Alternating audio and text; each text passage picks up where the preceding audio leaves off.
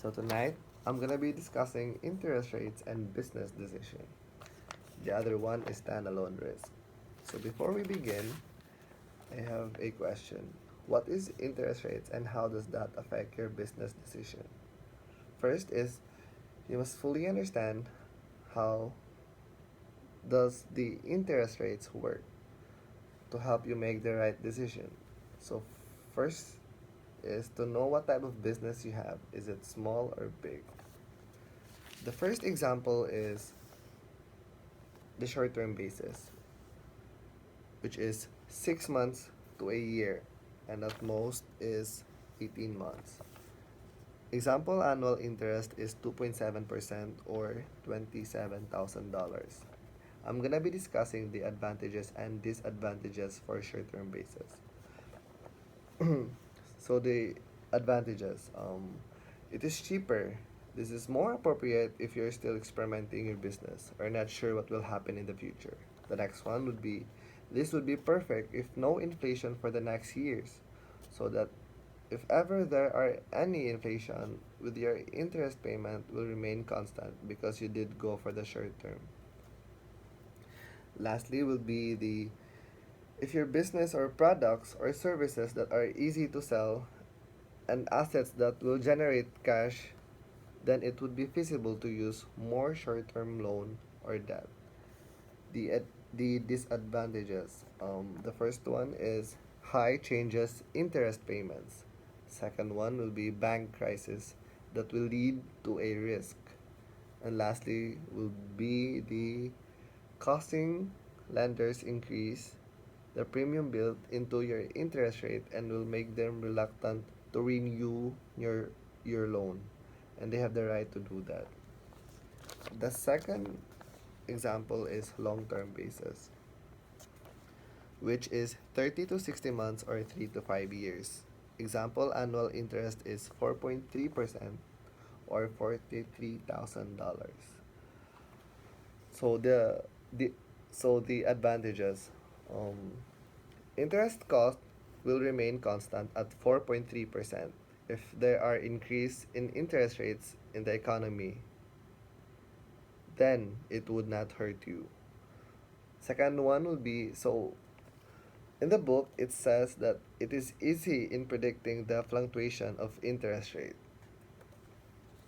The disadvantages. So the first one would be when inflation falls, which also means that the interest rates will decrease. So if you borrowed on a long-term basis for 4.3%, it will be a disadvantage because you are locked into 4.3%, but meanwhile, those who use short-term debt had a borrowing cost of 2.7%. Lastly would be predicting interest rates with consistent accuracy is nearly impossible. So we move forward to the standalone risk.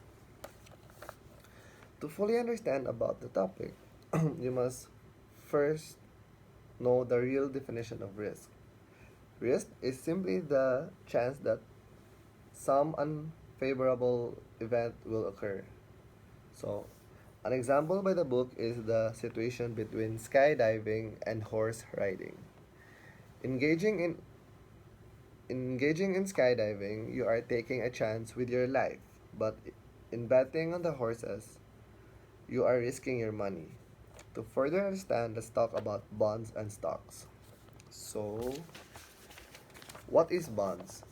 Bonds is when you loan your money to a company, a city, the government, and they promise to pay you back in full with regular interest payments. On the other hand, bonds has low starting payment. In short, it has little risk. Meanwhile, in stocks, it offers it offers the chance of higher returns, but it is more riskier than bonds. To further illustrate, suppose an investor buys 1 million pesos of short-term treasury bills with an expected return of 5%.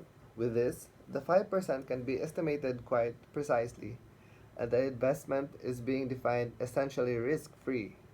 Another example is that an investor invested 1 million pesos in the stock that is just being organized to prospect a new project on a potential business ABC. Returns on the stock would be much harder to predict. Worst case is that the company would go bankrupt or the investor would lose all of his her money in which case the return would be a negative 100%. But on the another scenario, if that project of that potential business is generating profit and making big amounts of money, then the investor would receive a 1000% in return. So, thank you and good night. That would be all.